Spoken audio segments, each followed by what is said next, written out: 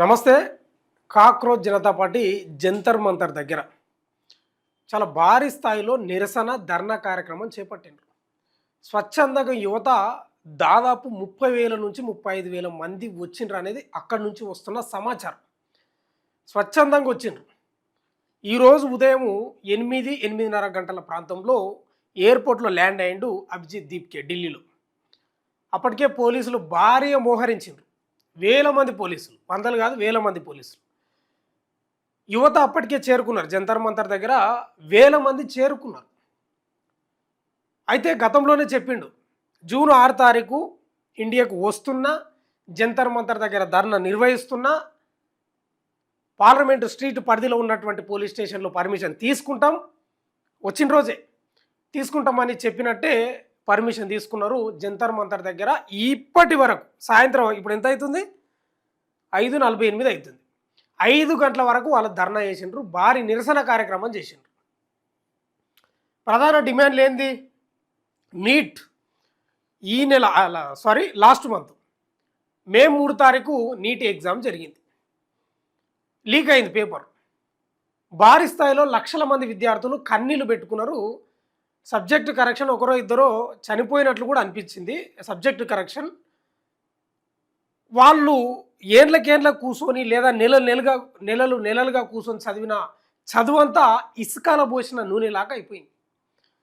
Cockroach Janata party ఎట్లా పుట్టిందో మీకు అందరికీ దాదాపుగా తెలుసు. సుప్రీంకోర్టు ప్రధాన న్యాయమూర్తి చేసినటువంటి వ్యాఖ్యలతోటి హాస్యం వ్యంగ్యంతో పుట్టిన ఈ పార్టీ సోషల్ మీడియాలో ఈరోజు రోడ్ల మీదకి జంతర్ మంతర్లో ధర్నా కార్యక్రమం చేసింది. ప్రధాన డిమాండ్లు ఏంటంటే ధర్మేంద్ర ప్రధాన్ రాజీనామా చేయాలి. చాలా ఉన్నాయి. ఈరోజు ఎయిర్పోర్ట్లో దిగిన విజువల్స్ ఇవి.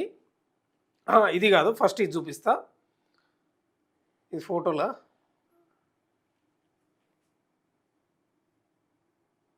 ఇది ఢిల్లీ ఎయిర్పోర్ట్ నుంచి వస్తున్నాడు. చేతిలో ఏం పుస్తకం ఉందంటే అంబేద్కర్ గారి జీవిత చరిత్రకు సంబంధించిన పుస్తకం ఉంది. ఇది ఢిల్లీ ఎయిర్పోర్ట్ నుంచి బయటికి వెళ్తున్న క్రమంలో, ఓకేనా. ఇది నిరసన కార్యక్రమం, జంతర్ మంతర్ దగ్గర నిరసన కార్యక్రమం. భగత్ సింగ్ ఫోటోలు కానీ, అంబేద్కర్ ఫోటోలు కానీ, తర్వాత ముఖాలకు కాక్రోచ్ మాస్కులు ధరించడం, తర్వాత ఏంది బ్యానర్లు, ఇక రాజ్యాంగాన్ని కూడా పట్టుకున్నారు, తర్వాత జాతీయ జెండాలు, ఇవన్నీ ప్రదర్శిస్తూ నిరసన కార్యక్రమం చేపట్టారు. అభిజిత్ దీప్కే వచ్చే క్రమంలో చూపించిన పుస్తకం doctor BR Ambedkar my biography, ఆయన జీవిత చరిత్రను పట్టుకొని ఇట్లా చూపించుకుంటూ వచ్చాడు. ఇది doctor BR Ambedkar my autobiography అనేది చూపించుకుంటా బయటికి వచ్చిండు. మామూలు ఉద్యమం కాదు, చాలా తీవ్ర స్థాయిలోనే జరిగింది. ప్రభుత్వం కూడా అరెస్ట్ చేస్తారేమో అని వాదనలు వచ్చినాయి కానీ ఏం చేయలేదు. నేను నిన్ననో మొన్ననో ఒక వీడియోలో మాట్లాడినా, ఒకవేళ పర్మిషన్ ఇవ్వకపోయినా అభిజిత్ దీప్కేని అరెస్ట్ చేసినా కూడా ప్రభుత్వానికే చెడ్డ పేరు, వాళ్ళు డిఫెన్స్లో పడే పరిస్థితి వస్తుంది, వాళ్ళ గోతి వాళ్ళ సమాధి వాళ్ళు తోగుకోవడమే వాళ్ళకు అది నిదర్శనం అవుతుంది ఒకవేళ అరెస్ట్ చేస్తే పర్మిషన్ ఇవ్వకపోతే అని చెప్పినా 100% అరెస్టు చేయలేదు, పర్మిషన్ ఇచ్చిండ్రు. ఇవ్వకపోతే భారీ స్థాయిలో వ్యతిరేకత వచ్చే అవకాశాలు కనిపిస్తాయి. అయితే అభిజిత్ దీప్కే కూడా కొన్ని ఎమోషనల్ వర్డ్స్ మాట్లాడాడు. ఏమన్నాడంటే, బోస్టన్ యూనివర్సిటీలో ఆయన పబ్లిక్ రిలేషన్లో చదవడానికి పోయిండు కదా, పోతున్న క్రమంలో న్యూ జెర్సీకి పోతున్న క్రమంలో తల్లి బాగా ఏడ్చిందంట. ఏ తల్లికైనా ఉంటుంది కదా బాధ, బాగా ఏడ్చిందంట, నన్ను వదిలిపోతున్నావు బిడ్డ అది ఇదని. ఆయన ఏమన్నాడంటే, నేను భారతదేశాన్ని పోయినప్పుడు కూడా నా తల్లి అంత ఏడ్చలేదు, కానీ ఈరోజు నేను భారతదేశానికి తిరిగి వస్తుంటే ఆ రోజు ఏడ్చిన ఏడుపు కంటే ఈరోజు చాలా ఎక్కువ ఏడ్చింది, నా తల్లే కాదు నా సోదరి కూడా ఏడ్చింది అని చెప్తా ఉన్నాను. కారణం ఏంటంటే ఇక్కడ ప్రశ్నిస్తే యువత కానీ విద్యార్థులను కానీ అరెస్టు చేస్తున్నారు అనేది ప్రధాన అంశం.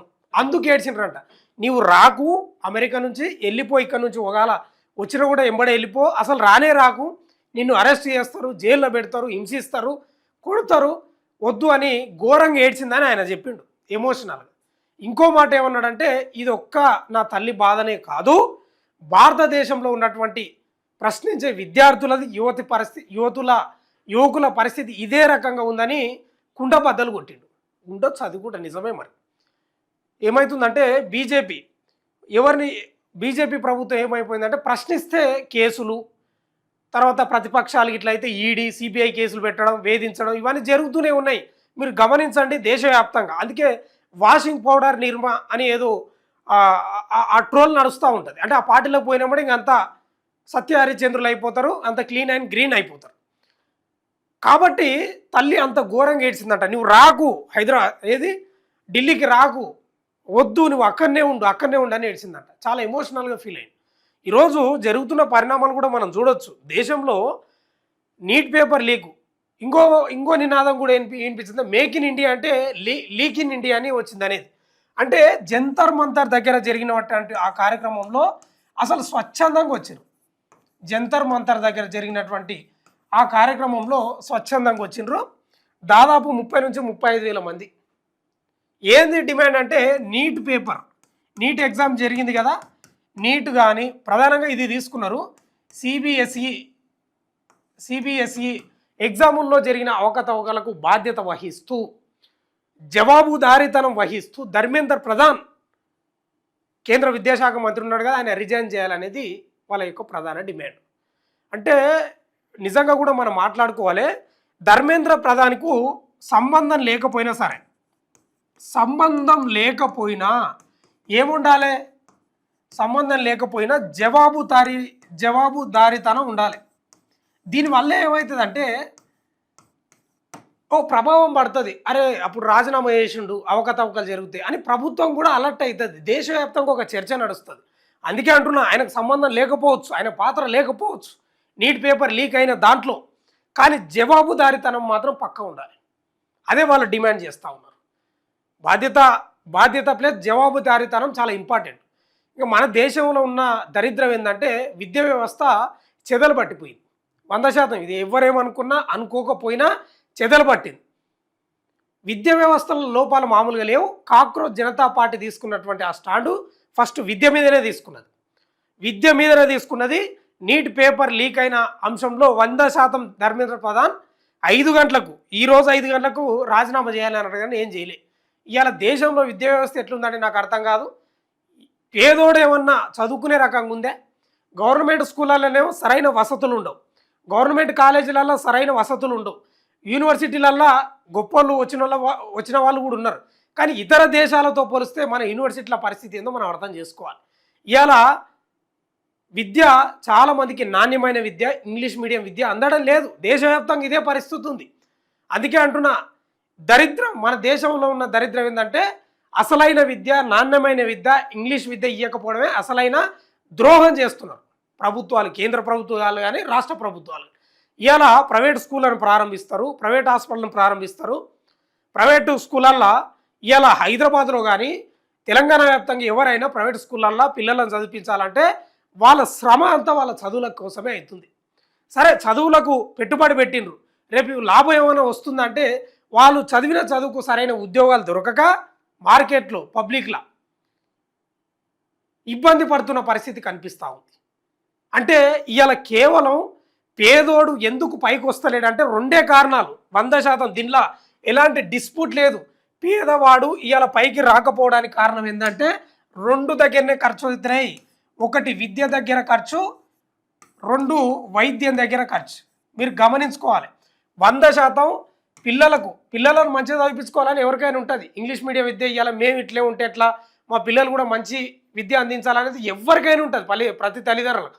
ఎవరికో కొంత అజ్ఞాన వ్యక్తులకు, కొంత తెలియని వాళ్ళకు, పూర్తిగా ఇక డబ్బులు లేని వాళ్ళు చదివించారు ప్రైవేటు విద్యా సంస్థలు. కానీ చాలామంది ప్రైవేట్ విద్యా సంస్థలు చదువుతున్నారు.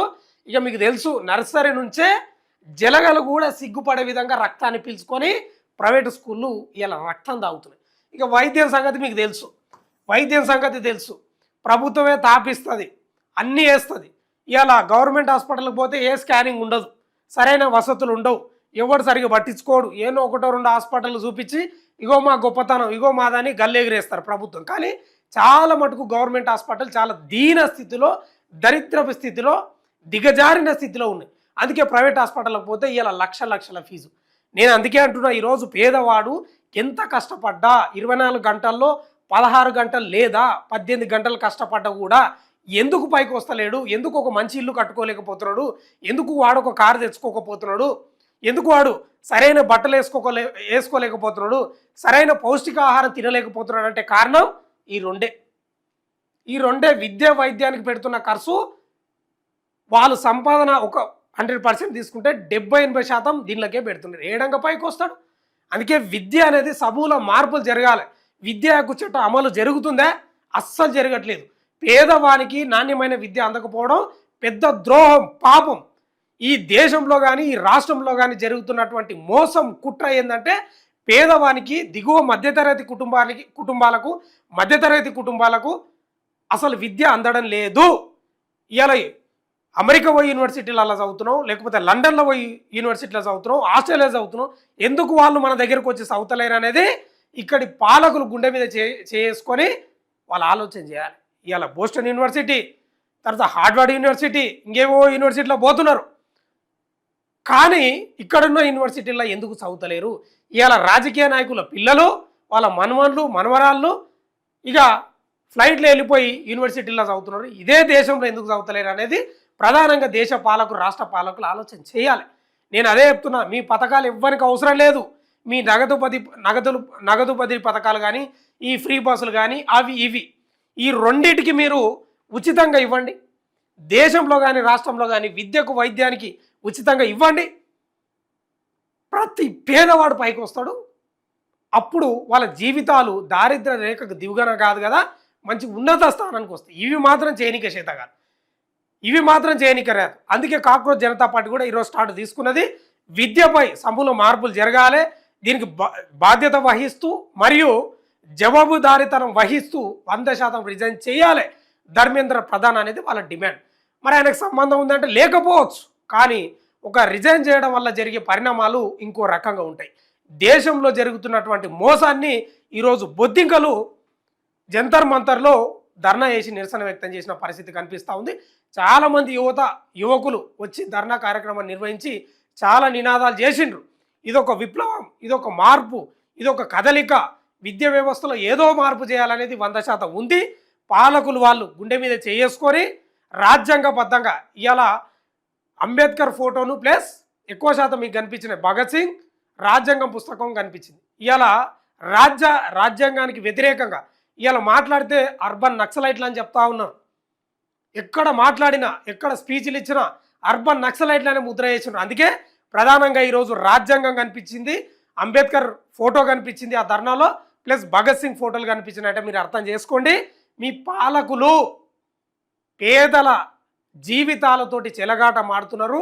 వాళ్ళ రక్తాన్ని దాగి మీ బిడ్డలు మీరేమో పాలకులకు మారుతున్నారు, మేము ఓట్లేసే యంత్రాలుగా మారుతున్నాం అనేది ప్రధానంగా ఈ దేశంలో రాష్ట్రాల్లో జరుగుతున్నటువంటి ఒక దుష్ట శక్తి పాలన అనేది 100% ఉంది. కాక్రోచ్ జనతా పార్టీ ఈరోజు చేసిన ధర్నకు వేల మంది వచ్చింది. వాళ్ళ కార్యాచరణ కూడా త్వరలో ప్రకటించబోతారంట. ఏం జరుగుతుందో చూడాలి. మొత్తం అయితే విద్యా వ్యవస్థపై వాళ్ళు తీసుకున్న స్టాండు చాలా అద్భుతం, అద్వితీయం, అమోఘం. ధర్మేంద్ర ప్రధాన్ మరి జవాబుదారీతనం ఉన్న వ్యక్తిగా రాజీనామా చేస్తాడా చెయ్యడా అనేది మాత్రం కేంద్ర ప్రభుత్వం మోదీ షా ద్వయం ఆదేశాల మేరకు నడుస్తుందని స్పష్టంగా అర్థమవుతుంది. ఇవాళ దేశంలో జరుగుతున్నటువంటి విద్యా వ్యవస్థలో లీకులు ఇవన్నీ చూస్తూ ఉంటే ఏడ ఉంది వ్యవస్థ? కుళ్ళిపోయింది. విద్యా వ్యవస్థ మొత్తం చెదలు పట్టిపోయింది. ఎప్పుడు మార్పు చెందుతో తెలియదు, కానీ యువత అయితే ఒక కంకణం కట్టుకున్నట్లే కనిపిస్తూ ఉంది. ముఖ్యంగా కాక్రోచ్ జనతా పార్టీ వ్యవస్థాపకుడు అభిజిత్ దీప్కే ఇచ్చిన పిలుపు మేరకు వేల మంది ఈరోజు జంతర్ మంతర్లో అద్భుతమైన ధర్నా నిరసన కార్యక్రమం నిర్వహించారు. చూద్దాం ధర్మేంద్ర ప్రధాన్ రిజైన్ చేస్తాడా, మరి ఆయన ఏమైనా కౌంటర్ ఇస్తాడా చూద్దాం.